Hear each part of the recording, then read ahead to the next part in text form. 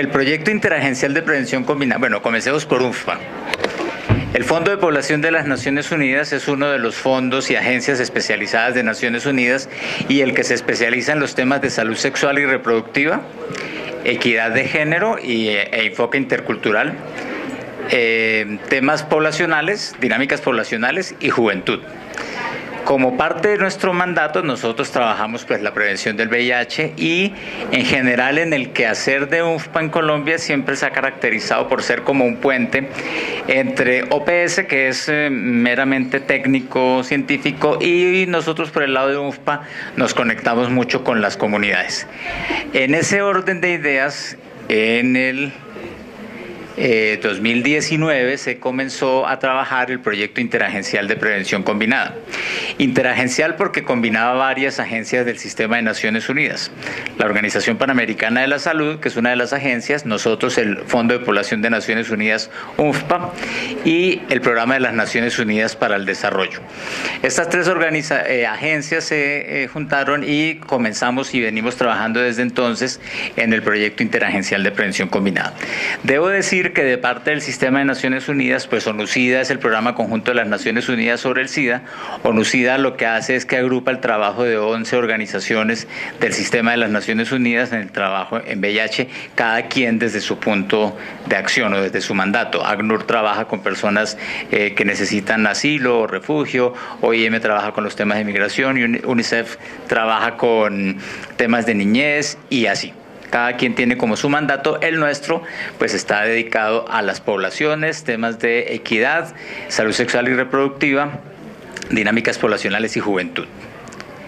En ese proyecto interagencial de prevención combinada, lo primero que se hizo fue el piloto que permitió que la profilaxis preexposición, que se tuviera evidencia. Hicimos el piloto demostrativo que permitió que tuviéramos evidencia para hacer incidencia, para que la profilaxis preexposición y el autotest se incluyeran dentro de la guía de práctica clínica. Las informaciones y lo que vieron ustedes que presentó Catleya de OPS esta mañana pues tenía mucho que ver con eso. En ese momento se dividieron las acciones como, bueno, OPS se encargaba como del piloto, la UNFPA se encargaba como de las acciones comunicativas y como de las cuestiones comportamentales, y el PNUD se encargaba como de las acciones estructurales. Ustedes que ya deben saber de prevención combinada saben que estoy mencionando los componentes de la prevención combinada. Pero si acaso no, pues comencemos por las definiciones. Muchas personas me dirán y como que ay, ahí está otra vez el de la prevención combinada, y no demora en mandar la diapositiva del documento de VIH bajo la lupa. Pues es que toca, porque definitivamente la prevención combinada está en todos los marcos regulatorios que tenemos hoy día en el país para la prevención. Está en el Plan Nacional de Respuesta, las intervenciones que están dentro de la guía de práctica clínica hacen parte de la prevención combinada, y básicamente no se concibe que alguien haga prevención de VIH si no sabe prevención combinada. Entonces, en esa tarea es que yo siempre me pongo. La definición de la prevención combinada la ven ustedes en pantalla, la pueden leer. Yo solamente resalto que se requiere respeto de los derechos humanos, que debe estar todo fundamentado en evidencia y que la comunidad es muy importante a la hora de prevenir. Los sistemas de salud no podemos hacer prevención si no tenemos enlaces con la comunidad. La salud está en las comunidades, la enfermedad está en los hospitales, ¿sí? Entonces no hay posibilidades de decir que vamos a hablar de prevención si no podemos llegar a las personas saludables. Y a las personas saludables se llega a través de las comunidades. Muy bien, eso es la definición de ONUCIDA. Y acá viene la famosa diapositiva que ya casi que acompaña mi cara en todos los lugares donde me ven y no me canso de decirla y mostrarla. Básicamente nos muestra las tres áreas de prevención, de abordaje de la prevención combinada. Está la estructural, la comportamental y la biomédica. Todo el mundo asume que la prevención es biomédica, pero se les olvida que si uno no tiene intervenciones que promueven el ambiente propicio para que se dé la prevención, pues no habría nada. Si no tuviéramos marcos normativos, si no tuviéramos temas de despenalización de la transmisión, por ejemplo, si no tuviéramos respeto por los derechos de las personas que se inyectan drogas, si no tuviéramos respeto por la orientación sexual de las personas, y eso estuviera penalizado en el país, pues no podríamos estar haciendo prevención en los grupos clave. Si pensáramos que el trabajo sexual es un delito y lo persiguiéramos, pues entonces tampoco podríamos hacer intervención en esos grupos. Si pensáramos que las personas que se inyectan drogas son delincuentes y no personas que necesitan acompañamiento en salud, pues entonces no podríamos hacer prevención. No es poquita cosa lo estructural, pero muy poco se entiende desde el sistema de salud, porque nuestros sistemas de salud pues son como compartimentalizados. Dentro de lo estructural se mencionan algunas cosas en esta diapositiva, que esto sale del documento del VIH bajo la lupa de la Organización Panamericana de la Salud, un documento del 2016, y nos habla de la despenalización de la transmisión y de los grupos clave, del abordaje de género y contra la violencia de género, de leyes para proteger los derechos y de intervenciones que buscan la reducción del estigma y discriminación. Clave decir esto, que es estructural, porque la reducción del estigma y la discriminación no solamente se aborda dentro de los consultorios y los servicios de salud, eso se llama humanización de servicios para nosotros. Discriminación y estigma se debe valorar y evaluar en la comunidad, con leyes que seguramente no tendrán nada que ver con el sistema de salud, pero que finalmente impactarán. Si no tuviéramos leyes contra discriminación, pues prácticamente las personas no podrían acceder con plenitud de derechos al sistema de salud. Lo estructural es muy importante porque establece el ambiente propicio para que las otras intervenciones se den. Lo comportamental a veces se queda olvidado, se piensa que es cuestiones de salud mental, pero no tiene nada que ver con eso. Lo que se busca es que se hagan intervenciones que promuevan un comportamiento saludable o que la persona desarrolle habilidades de protección personal, en lo que sea. A la hora de inyectarse, a la hora de escoger sus parejas, a la hora de tener relaciones sexuales, a la hora de decidir cómo gestiona su placer. Y esto tiene que estar obviamente basado pues en el respeto de los derechos humanos y obviamente los derechos sexuales y reproductivos. Y aquí, como manera de ejemplo, pues tenemos intervenciones que hablan sobre el asesoramiento en reducción de riesgo, cuando uno se sienta con la persona y esa persona habla, no cuando uno la pone en un salón y le tira una carreta, esa no es. Asesoramiento es cuando uno se sienta con la persona y establece o utiliza algún tipo de mecanismo comprobado y basado en evidencia. Usualmente intervención motivacional breve, que es lo que uno hace, uno comenta con las personas cuáles son las ambivalencias que tiene sobre cierto comportamiento que está realizando, y entonces con esa conversación la persona se mueve hacia un lado o hacia el otro dentro de la escala de cambio. O también puede llevar a cabo asesoría cognitiva personalizada, es básicamente buscar cuáles son las autojustificaciones que la persona se está dando para hacer lo que hace y preguntarse si esas autojustificaciones justifican los resultados. Intervenciones que están evidentemente comprobadas, no es simplemente venga yo le cuento, a mí me parece que, porque eso es otra cosa que pasa, ¿no? Lo comportamental cae muchas veces en lo anecdótico y en lo no estructurado. Las intervenciones comportamentales tienen muchísima estructura. El CDC de Atlanta ha realizado una evaluación de las intervenciones comportamentales que se llevan a cabo para prevenir VIH y se encargó de sacarle los manuales y los lineamientos operativos a todas esas intervenciones, y todas obviamente están basadas en alguna teoría de cambio y en algún tipo de entendimiento de cómo la gente cambia de comportamiento o adquiere mayores habilidades de protección. Una cosa importante dentro de lo comportamental es que se involucra allí la educación integral en sexualidad. La educación integral en sexualidad no es solamente lo que se habla en las escuelas para las personas, para los jóvenes y los niños, sino que es la educación en sexualidad intencionada, basada en evidencia, respetuosa de los derechos humanos, que se lleva a cabo a lo largo de todo el continuo de la vida y que puede estar dentro del colegio o fuera de ella. Personas que tienen familia y que tienen, digamos, como que ya han llegado más allá de X edad y que ya tengan sus familias, aún se pueden seguir beneficiando de educación integral en sexualidad, pues porque la vida sexual nunca se acaba. También dentro de lo comportamental se encuentran los programas de educaciones de pares, que son súper importantes. Ahorita vamos a ver en un documento que les voy a presentar cómo las intervenciones comportamentales son bien recibidas por las poblaciones clave cuando son brindadas por sus pares. No necesitamos personas en psicología que se pongan a hacer este tipo de cosas. Necesitamos las ciencias del comportamiento para que nos digan cómo es la mejor manera de que las comunidades hagan las intervenciones. Y existirán algunas intervenciones que necesariamente sí requieren, como el concurso de profesionales en psicología, trabajo social, etc. Y todo lo que tenga que ver con tratar de que la persona se entere de qué hay, cuáles son los riesgos y cómo se puede prevenir, dígase comunicación para la salud, pues está incluido dentro de lo comportamental. En lo biomédico, pues ahí sí no me desgasto mucho porque básicamente todo el mundo sabe cómo se previene VIH, resaltar que por lo menos acá tenemos el tratamiento, y las personas que viven con VIH dentro del concepto de prevención combinada también son sujetas de prevención. Muchas personas dicen tratamiento y prevención. En este caso no, acá tratamiento es prevención. ¿Por qué? Porque en la medida que las personas logran indetectabilidad, alcanzan intransmisibilidad y entonces se corta la cadena de transmisión. Aquí está también las otras intervenciones basadas en medicamentos PrEP y PEP, programas de agujas y jeringas y todo lo que hacemos desde el área biomédica. Ahora, todo el mundo se conoce en la anterior diapositiva, pero esta casi no la conocen y a esta sí la quiero hacer énfasis. Todo esto que pasa acá no tiene ningún sentido si lo vemos partido en 3 segmentos que nunca se comunican. Entonces vienen las características de la prevención combinada, son 6, y cada una de las acciones que hagamos en prevención combinada deben exhibir esas características. ¿Cuáles son? El compromiso, el enfoque, las sinergias, la innovación, la escala y la rendición de cuentas. Pongamos un ejemplo. No podemos decir que hay compromiso de trabajar en prevención combinada si no tenemos una norma que lo diga, si no tenemos un presupuesto que se asigne. De resto serán palabras en el aire. Entonces, ¿cómo concreta uno los compromisos? Pues con documentos y con presupuestos. ¿Y por qué es necesario hacer el enfoque? Pues porque los recursos siempre son insuficientes y hay que mandar las intervenciones más fuertes hacia los lugares donde más se necesitan. Si queremos evitar las próximas 1000 infecciones, pues hay que ir a buscar a las personas, esas 1000 personas que podrían infectarse. Y eso implica enfocarse. Uno se puede enfocar de forma geográfica y de forma poblacional. ¿Y qué le permite a uno enfocarse? Pues conocer la epidemia, cuáles son las dinámicas poblacionales, de comportamientos y cómo y de qué manera está distribuida en el territorio la epidemia. La sinergia nos llama a que las intervenciones no sean sueltas, sino que entre ellas se hagan paquetes que sean efectivos. Si yo pongo recurso para hacer pruebas un día, al otro día saco recurso humano para distribuir condones y otro día saco recurso humano para hablar de temas de prevención, pues estoy desperdiciando el recurso. Si pongo las 3 cosas al tiempo, o las 4 o las 5, pues entonces logro más. En la innovación se trata no de entrar con alta tecnología. Sí, la innovación implica tecnología, pero sobre todo la innovación implica pensar maneras diferentes de hacer las cosas y sobre todo escuchar a los que se benefician de las cosas.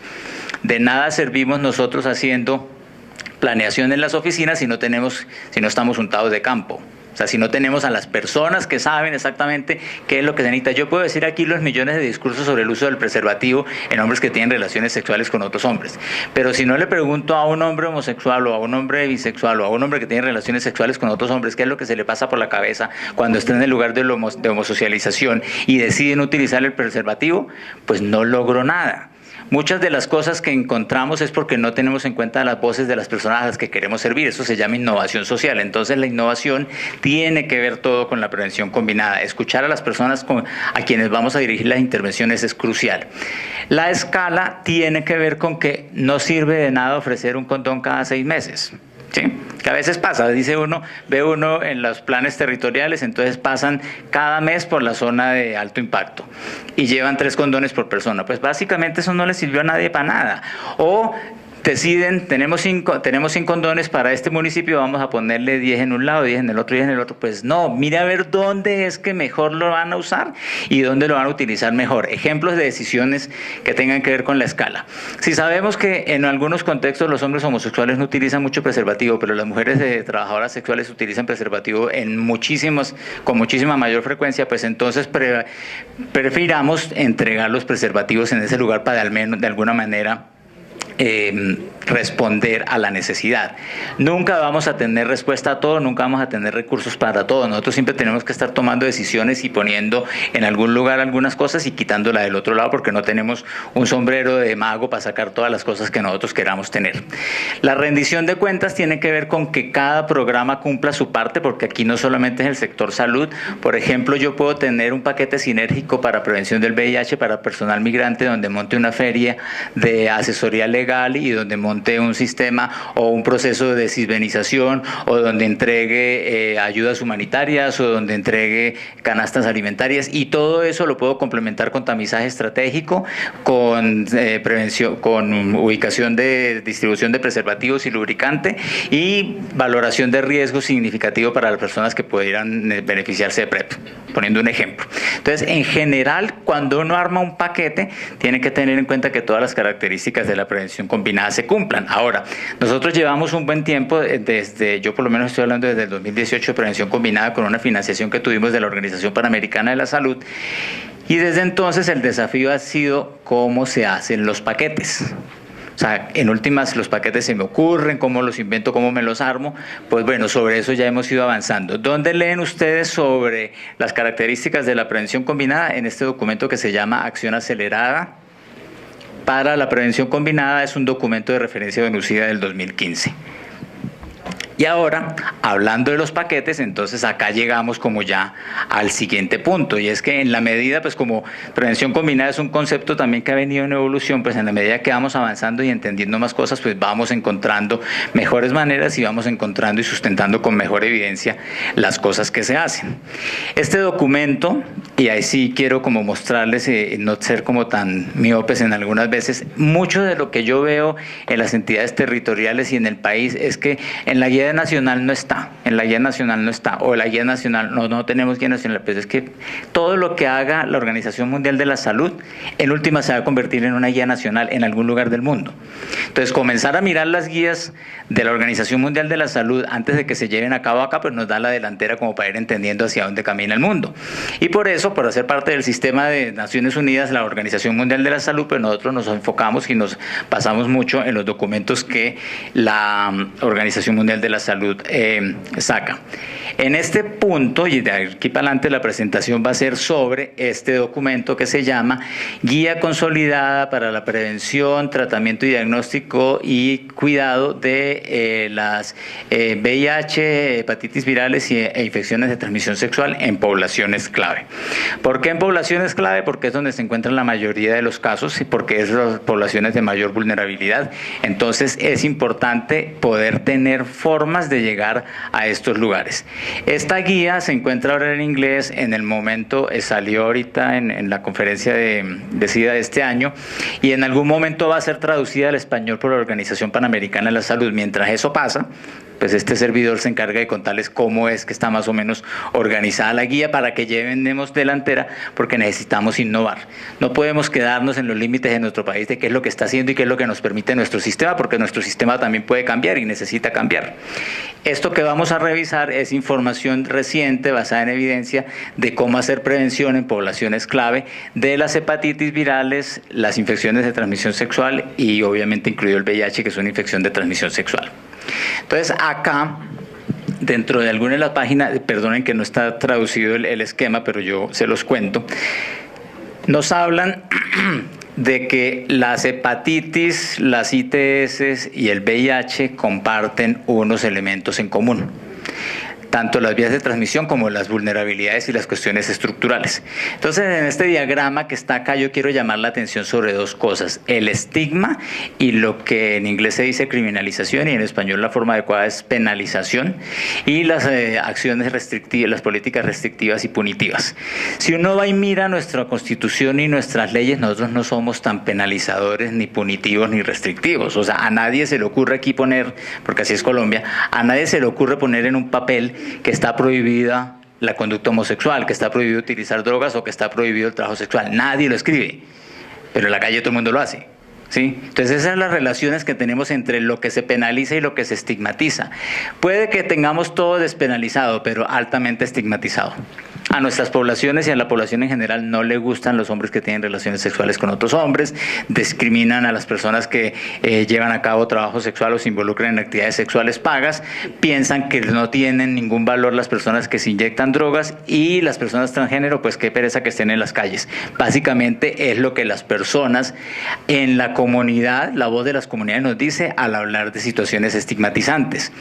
Ese estigma lleva a muchas cosas, a violencia, a otras violaciones de los derechos humanos, a abusos, a discriminación, a falta de desempleo, a falta de posibilidades de desarrollo. No es lo mismo uno tratar de valerse en la vida habiendo terminado su bachillerato en el hogar que haber sido expulsado a la calle a ejercer trabajo sexual simplemente porque es diferente. A nadie le pueden pedir. En alguna ocasión alguien me decía, pero es que las personas transgénero podían pedir conseguir trabajo en una panadería o no sé, ser como atender un escritorio. Y dice, pero ¿quién en su lógica le va a dar? Porque esa persona que me lo decía era una persona de un laboratorio clínico. Yo le decía, bueno, listo, entonces contrata a esta persona para que sea tu recepcionista. Y entonces hablamos. Porque básicamente discriminar le quita a las personas la posibilidad de desarrollarse, los deja en la pobreza, los deja en el desempleo. Pero adicionalmente hay otros factores como el género, la raza, la capacidad o la discapacidad y los niveles educativos que hacen que se relacione esto con el desempleo, con la pobreza, con la violencia, con todo esto. y que en últimas se reduzca el acceso a la prevención, el testeo, los servicios de tratamiento, las barreras para tener inyección segura, las barreras para comportamientos de riesgo, compartir agujas, etcétera. O sea, en últimas la penalización y el estigma y la discriminación, que son cuestiones estructurales como ustedes pueden estar leyendo acá, vienen a afectar las tres patologías, o sea, las hepatitis virales, el VIH y las infecciones de transmisión sexual. Obviamente existen algunos factores biológicos como la mayor eficiencia de la transmisión en relaciones anales, por ejemplo, o en la utilización de jeringas. Y también existen diversos factores que también influyen, como el hecho de la inflamación que se genera en genitales cuando se tienen infecciones de transmisión sexual y la forma como las barreras de protección pues se vulneran, y entonces por eso las infecciones de transmisión sexual junto con el VIH pues como que se vuelven sinérgicas, en la medida en que más posibilidades tengo yo de adquirir una infección de transmisión sexual si tengo VIH, igualmente más posibilidades de adquirir VIH si tengo una infección de transmisión sexual. Pero no todo es biológico en el mundo de la medicina, por favor entendamos esto. Nosotros estamos dentro de un paradigma médico, pero eso no quiere decir que el mundo funcione como nosotros pensamos, porque existen factores sociales y factores que tienen que ver con cómo las personas deciden relacionarse, el número de parejas que deciden tener, la forma como deciden gestionar el placer. En últimas, la forma como o los consumos de sustancias tienen que ver con la búsqueda del placer de personas. Por el lado que no es, seguramente dirán algunos, pero en últimas lo están haciendo. Y si no entendemos ese discurso, pues más mal estaremos diciendo, eso está mal para su salud que usted se tome y se emborrache los fines de semana. Y que fume cigarrillos y que se drogue y que de vez en cuando un plon y todas esas cosas. Está mal decir que está mal, sino que lo que se tiene que hacer es reconocer por qué razón lo hace, qué es lo que está tratando de llenar con ello y por qué está gestionando placer de esa manera. Este tipo de cosas en últimas conducen a una mayor vulnerabilidad del VIH, al VIH y las hepatitis virales. Toda la carreta que acabo de decir está escrita acá, que básicamente hace que esa guía consolidada se ocupe entonces de los factores estructurales y nos explique por qué razón es importante atender a ellos. Aquí hay otra cosa importante. Ustedes escuchan hablar del 90, 90, 90 y ahorita 95, 95, 95 y todo el mundo se quedó como perico repitiendo las tres cifras. Y en última se les olvida que eso hace parte de una política que no solamente tiene 3 90, sino que tiene 6 90, 3 10 y 3 menos 10 y un 90. Y si no lo habían entendido antes o si no lo habían visto antes, se los voy a contar porque es relevantísimo. Tenemos los 395 ahora de lo biomédico, es decir, personas que se diagnostiquen, personas que estén en tratamiento, personas que estén indetectables. Pero también tenemos un 95 de cobertura de servicios de salud para las personas que tienen, para las personas gestantes para evitar la transmisión vertical.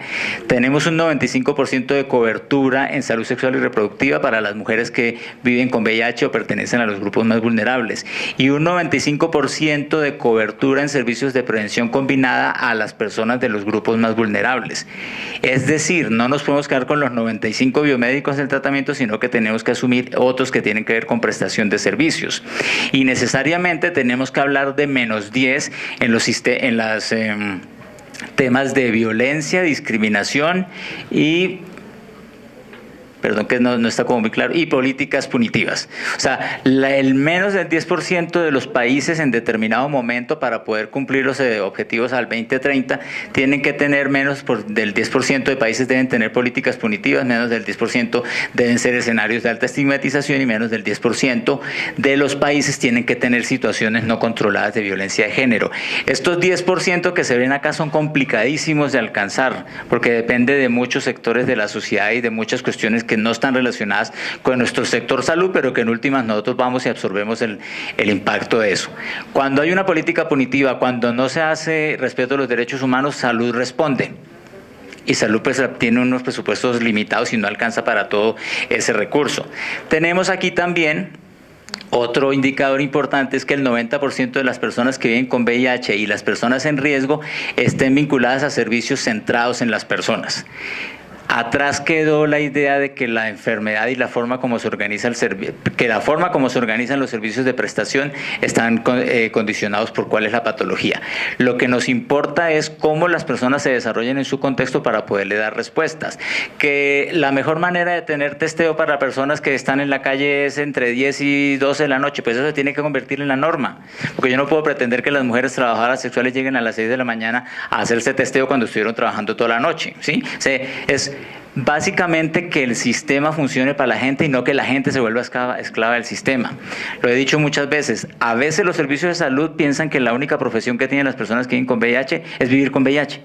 Entonces, no, pues espere 2 horas, 3 horas, la cita para cuando se pueda, porque pues usted no tiene nada más que hacer, ¿no? O sea, usted vive con VIH y su salud es muy importante. Le decimos a veces en discursos todos como paternalistas, no, cuídate, mira, pero es que tiene que comer, tiene que salir, tiene que hacer vueltas, no vive para andar reclamando medicamentos. ¿Qué le cuesta al sistema entregarle 3 meses de largo? Hagan los ajustes necesarios que sean. Eso se llama salud centrada en las personas, que las personas sean el centro de la atención. Y todo eso tiene que ver en que finalmente, en la teoría del cambio que maneja este documento, lo que decimos es que estas barreras estructurales y reducir estas barreras estructurales, empoderar a la comunidad, mejorar las formas de cómo se entregan los servicios, proveer intervenciones basadas en evidencia y centradas en las personas y tener prioridades en la financiación, en últimas van a mejorar el acceso a servicios para prevención de VIH y hepatitis virales e ITS en las poblaciones vulnerables, y esto nos va a ayudar a prevenir, diagnosticar y tratar las hepatitis virales, y esto finalmente nos va a ayudar a completar las metas para el 2030 y disminuir la discriminación. En últimas, queremos lograr las metas del ya saben, no son 3 solamente, son 6,95, son 93 menos 10. Si queremos hacer todo eso, pues toca comenzar a trabajar por lo de abajo.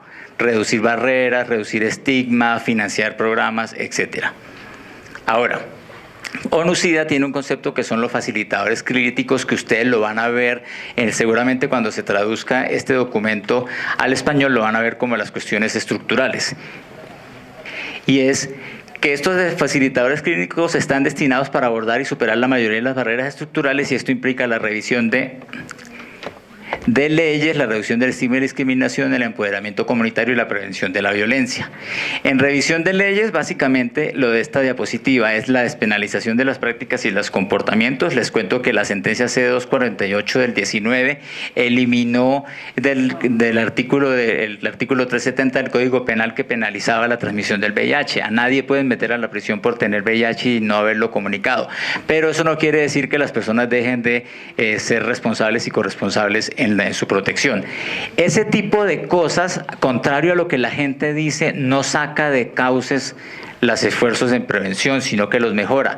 Cuando decíamos que una persona podía ser penalizada por tener VIH y no habérselo contado a sus parejas, estábamos diciéndole a la gente, no vaya y se pruebe, no ve que si se testea y sale positivo, la gente lo va a perseguir porque entonces usted no le dijo a la gente. Entonces, bajo esa evidencia se hicieron esas adecuaciones. También es importante hacer algo de protección y garantía de derechos, las leyes y las políticas, acceso a justicia, etcétera. Nosotros tenemos más o menos resuelto esto en el país, pero nos hace falta ese componente comunitario para que no se convierta en discriminación, lo que no está llamado a ser penalizado. Y acá voy a mostrarles cómo el empoderamiento comunitario, que es muy importante, que lo estamos diciendo desde el Sistema de Naciones Unidas hace un buen rato, que ya el sistema de salud colombiano está copiando, ya está involucrando a los sectores comunitarios con financiación, porque el sector comunitario viene haciendo y siempre responde, pero sin plata. Los que tienen la plata son las empresas administradoras de planes de beneficio, pero nadie contrata con recursos del sistema a los servicios comunitarios. Ese ha sido el largo trasegar de las organizaciones de base comunitaria. Las organizaciones de base comunitaria son la gente organizada, y la gente organizada es la que primero responde. Nosotros tenemos de ejemplo la epidemia. VIH fue respondido primero por las organizaciones comunitarias y organizaciones basadas en fe. Después los organismos y los gobiernos se pusieron las pilas y finalmente el sector salud respondió. Igualmente pasa con todo lo que tenga que ver con COVID, emergencias, pandemias, etcétera. La comunidad responde primero. Y por eso la comunidad debe estar empoderada o potenciada mejor. Entonces el empoderamiento comunitario tiene que ver con desarrollar colectivos y redes de poblaciones clave, adaptación local a las necesidades y los contextos, promoción de los marcos de derechos humanos, promoción de la equidad de género, potenciación de las redes y los colectivos, cómo darle forma a la política o hacer incidencia política más bien, cómo mantener el movimiento social persistente y con impulso pues para que no se caiga, y cómo trabajar con las organizaciones con las poblaciones que son clave. El empoderamiento comunitario garantiza que las cosas que se hacen dentro del sector salud llegan a la comunidad, y esto facilita que se permita que se haga ejercicio pleno de derechos, que haya participación en procesos de toma de decisiones, que se aborden las limitaciones estructurales y que se amplíe el alcance de las intervenciones. Hasta ahora estoy hablando como de pura política y de mucha cosa estructural y no me estoy centrando mucho en lo que tiene que ver como con las cosas que usualmente entendemos como VIH, que es lo biomédico, pero les prometo que ya vamos a llegar allá en menos de 2 diapositivas.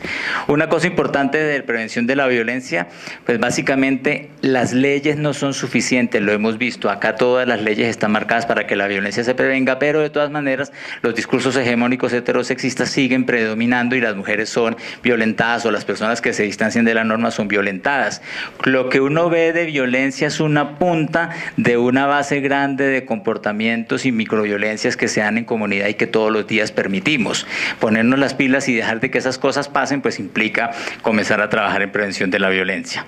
Ahora sí vamos con el desarrollo de paquetes, que es lo que nos había costado trabajo antes de que este documento saliera, y era qué es lo que le vamos a ofrecer a las poblaciones que esté basado en evidencia, que sea respetuoso de los derechos humanos y que involucre a las comunidades. Entonces, hay 4 elementos de esos paquetes que son importantes. Hay algunas acciones que son esenciales para el impacto y estas son intervenciones facilitadoras que tienen que ver con las intervenciones recomendadas para reducir barreras estructurales, es decir, todo lo que les acabé de hablar antes. Existen otras intervenciones esenciales para el impacto, pero por el lado de las intervenciones de salud. Eso tiene que ver con intervenciones del sector salud que tienen impacto directo demostrado directamente sobre el VIH, las hepatitis virales y las infecciones de transmisión sexual. Pero no solamente las personas de las poblaciones clave se afectan en salud por estas patologías, sino que hay otras. Las mujeres transgénero constantemente nos dicen, pero ¿por qué me corretean? Pásenme las pruebas y yo lo que necesito es que me ayuden con los temas de la hormonización, ¿sí? Las necesidades de las personas a veces no se ven reflejadas y generan rechazo hacia los intentos que hacemos para prevenir el VIH. Entonces también se ha visto, y es importante, que se tengan intervenciones para una salud más amplia. Esto incluye intervenciones del sector salud que se debe garantizar el acceso a las poblaciones que no evitan directamente el VIH, pero que ayudan al bienestar de las personas. De esa manera las personas no se sienten como que solamente me tienen en cuenta para prevenir el VIH porque soy solamente una cifra para ellos. Y por último, existen unas intervenciones de apoyo que incluyen intervenciones del sector salud, pero también comunitaria, que pueden entregar junto con otras intervenciones, tales como la creación de demanda y provisión de información y educación. Si se acuerdan, tiene mucho que ver con lo comportamental de la diapositiva de prevención combinada. Listo. De aquí para adelante es pura carreta. Es básicamente cómo bajo estos principios, es decir, intervenciones esenciales para el impacto, intervenciones esenciales para el impacto pero de salud, intervenciones para ampliar la salud e intervenciones de apoyo, cómo se arman los paquetes de acuerdo a las diferentes poblaciones. Entonces, este documento nos propone unos paquetes para mujeres, para personas que ejercen trabajo sexual.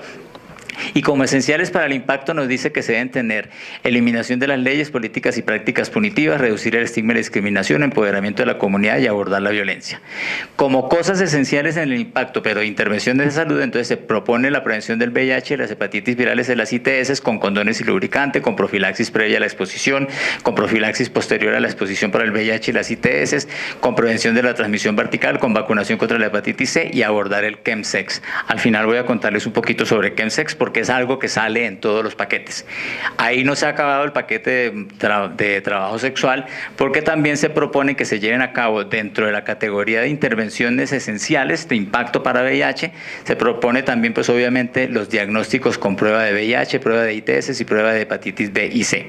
Y también tratamiento del VIH, detección, diagnóstico, tratamiento y prevención de la tuberculosis asociada al VIH, tratamiento de las infecciones de transmisión sexual, tratamiento de la virus de la hepatitis B y de los virus de la hepatitis C, y dentro de las intervenciones esenciales para una salud más amplia, entonces se encuentran cuestiones relacionadas con la salud anal, anticoncepción y prevención del embarazo, anticoncepción, salud mental, prevención, evaluación y tratamiento del cáncer de cuello uterino, aborto seguro, detección y tratamiento del consumo peligroso y nocivo del alcohol y otras sustancias, prevención, diagnóstico y tratamiento de la tuberculosis en mujeres trabajadoras sexuales, en personas trabajadoras sexuales. Y así sucesivamente. Entonces, aquí vamos con HCH. Otra vez lo mismo, nos lo está diciendo muy genérico porque la profundidad de todo esto obviamente no van a venir en la diapositiva, sino que están en los documentos. Entonces, para HCH también lo mismo, básicamente las intervenciones habilitadoras son las mismas para todas. Las intervenciones esenciales de salud para el impacto del VIH son casi que las mismas para todas. Para hombres que tienen relaciones sexuales con otros hombres, se propone condones y lubricantes, PrEP, PEP, prevención de la transmisión vertical del VIH, la sífilis y la hepatitis B, vacunación contra la hepatitis B y abordar el chemsex. En el diagnóstico lo mismo, y en el tratamiento también, y en las intervenciones amplias para la salud, entonces está también la salud anal, la salud mental y la detección y tratamiento del consumo peligroso y nocivo de alcohol y otras sustancias. Si ustedes se ponen a ver y conocen a las poblaciones clave, yo conozco muy bien a HCH, estas cosas son determinantes y sirven de puente de entrada para que las personas quieran hablar de la prevención del VIH. Enséñale a las personas a cómo tener relaciones sexuales anales placenteras sin que le duela, sin que se lastime, sin que tenga discursos a la mano, aborde el placer dentro de sus conversaciones, deje de decir que use preservativo para que no adquiera infecciones de transmisión sexual y más bien dígale que use preservativo para que la pase mejor y que use lubricante también para que se disfrute, porque en última las personas se relacionan sexualmente con otras para disfrutar, algunas también pues como medio de supervivencia. La salud mental de las personas HCH es súper importante, no porque sea una patología, sino porque toda la estigmatización que las poblaciones clave reciben terminan desembocando en resultados de salud mental, depresión, ansiedad, ideación suicida, consumo problemático de sustancias y obviamente a la orden del día en HCH está el consumo de alcohol. A nosotros no nos hacen parques para que vayamos a juntarnos cuando somos adolescentes. Uno está esperando tener 18 años para poder ir a los bares. Y los bares pues obviamente no son el espacio de socialización gratuito. Uno tiene que ir y beber. Entonces, todo lo que tiene que ver con HCH tiene muchísimo relacionamiento con el alcohol y las sustancias, porque el mundo se encargó de mandarnos a los bares a que viviéramos allá. ¿Sí? Si pudiéramos vivir en los centros comerciales y pudiéramos vivir en la... Sí. Si pudiéramos vivir en los centros comerciales y poder estar en escuela y en otros lugares, las personas que son altamente discriminadas no irían a estos lugares que en últimas van a tener afectaciones para la salud mental. Y la salud mental es fundamental para la prevención, porque nadie puede prevenir, ni nadie va a tener intención de prevenir si le parece que su vida es una miserableza. O sea, como que si alguien dice, es que esta vida no merece ser vida, entonces, ay, pues ponte el condón, pues, ¿para qué? ¿Sí? Como cuando le dice uno a las mujeres transgénero, prevención del VIH, ¿a mí qué me importa si me van a matar en 2 años? O sea, mi expectativa de vida son 35 años, no porque me mueran y no porque me matan. Entonces, pues mientras tanto disfruto. Esas son las lógicas de las personas cuando se encuentran altamente estigmatizadas y cuando no tenemos en cuenta su experiencia de vida. Y pues eso tiene que ser abordado de alguna manera y por eso este documento nos lo está contando. Avanzo nuevamente con paquetes transgénero. Los paquetes son igualitos en este sentido. Me voy un momentico más bien hasta acá. A lo que sea esencial para una salud más amplia en mujeres transgénero, tiene que ver con la salud anal, con la atención de la concepción y el embarazo, con la anticoncepción, con la atención de la afirmación de género. Para una persona transgénero es mucho más importante la afirmación de género y las terapias hormonales y los cambios y las intervenciones quirúrgicas que se pueda realizar que de hacerse una prueba para VIH. Entiéndanlo de una vez por todas, porque es que si uno vive en un cuerpo que quiere modificar, pues hasta que uno esté contento con su cuerpo no se va a ocupar de las otras cosas. Y las personas necesitan que se les entienda en ese sentido. La salud mental es importantísima, no porque sea disforia de género, sino porque es que soportar la basura del mundo durante toda su vida desde los 3 años, porque definitivamente no conforma con las cosas de género, pues eso finalmente lo raya a uno. Y por eso entonces las personas también diciendo, es que las personas transgénero son terribles, agresivas, y no sé qué. ¿Quién no? Soportando tanta mierda durante tanto tiempo, toda la vida. Entonces es importante hacer esto. Obviamente hay que seguir haciendo prevención y evaluación de tratamiento del cáncer de cuello uterino y salud prostática para algunos casos, aborto seguro porque las personas transgénero también tienen necesidades de abortar en algunas ocasiones, y detección y tratamiento del consumo peligroso y nocivo del alcohol y otras sustancias. Y por último, el paquete para personas que se inyectan drogas es lo mismo. No nos olvidemos, eso sí, que en personas que se inyectan drogas es importante tener intervenciones farmacológicas para deshabituar el consumo, y que las personas que se inyectan drogas también tienen relaciones sexuales, entonces también necesitan utilizar condones y lubricantes y profilaxis para PrEP y vacunación, etcétera, etcétera. Les prometí que les iba a hablar del chemsex, ya les hablo sobre ello. Esto es lo mismo para todas, y esta de esencial para una salud más amplia pues también tiene que ver con concepción del embarazo, anticoncepción, salud mental, todo lo que tiene que ver con la salud de las personas y la salud sexual y reproductiva. Es que a veces a las personas se les olvida que las personas que se inyectan droga tienen vida sexual activa, y entonces se están preocupando más bien por sus venas, por inyección segura, por hepatitis C, y para la porra pues la persona que está allí dentro de ese cuerpo. El documento no se completa, o sea, el documento que les mostré primero no se completa si uno no va y mira los anexos, y aquí hay uno muy importante, dos muy importantes. El primero es mucho como para decir, esto se hizo teniendo en cuenta los conflictos de interés de las personas que participaron, entonces el anexo A es sobre los conflictos de interés. El anexo B es importantísimo porque habla de los valores y las preferencias de las poblaciones clave, y tiene mucho que ver con las intervenciones conductuales, porque la conclusión de este anexo B es que las intervenciones conductuales son validadas por las personas en la medida en que haga parte de lo que considera como valioso y como de importancia. Entonces, si yo le voy a decir a un grupo de hombres que tienen relaciones sexuales con otros hombres que la mejor manera de prevenir el VIH es tener una sola pareja y monogamia de por vida, olvídese de ese tema, porque eso no es un valor dentro de esa población. El relacionamiento sexual y la construcción de redes de intercambio sexual dentro de los hombres que tienen relaciones sexuales con otros hombres es muy diferente. Igualmente, si voy y le digo a las personas que se encuentran haciendo trabajo sexual que evite el mayor número de parejas, o que no deje de utilizar preservativo porque le ofrezcan más plata, pues eso tampoco va a calar. Las intervenciones que buscan el comportamiento están validadas y centradas en este documento. Se le preguntó a la gente qué es lo que vale para usted, porque si yo no le hablo de lo que vale para usted, a usted no le va a importar. O sea, si yo no le entiendo qué es lo que es importante para usted, pues básicamente yo me puedo morir de lo que sea porque no puedo, como lo vimos con COVID. Para mí es importante llevarle la comida a los hijos, entonces yo necesito salir a vender los aguacates así a escondidas. Y no puedo decir quédate en casa. Y me muero de COVID por eso, pues porque lo importante era poner un plato de comida en la mesa. Básicamente esa es la importancia del anexo B. Tenemos otro importante que si ustedes van y miran, y la idea de presentar este documento es que ustedes vayan y lo miren y que se adelanten al resto de personas que están esperando que el país produzca una guía. La guía que van a producir va a estar basada en este documento, entonces desde ya la tienen a disposición para que lo puedan ir aprendiendo. ¿Cómo se hicieron la revisión sistemática de la literatura? Porque la prevención combinada debe estar basada en evidencia. Acá uno se lee este documento y se entera de todos los detalles de por qué una intervención sirve y por qué otra no. Y cómo se tomó la evidencia para llegar a la toma de decisiones, o sea, lo que se llaman tablas de toma de decisiones. Acá le dicen a uno por qué razón la navegación de pares es importante, por qué razón, no sé, prevención, otras cosas no son importantes para las poblaciones y para la guía. Todo ello está escrito acá.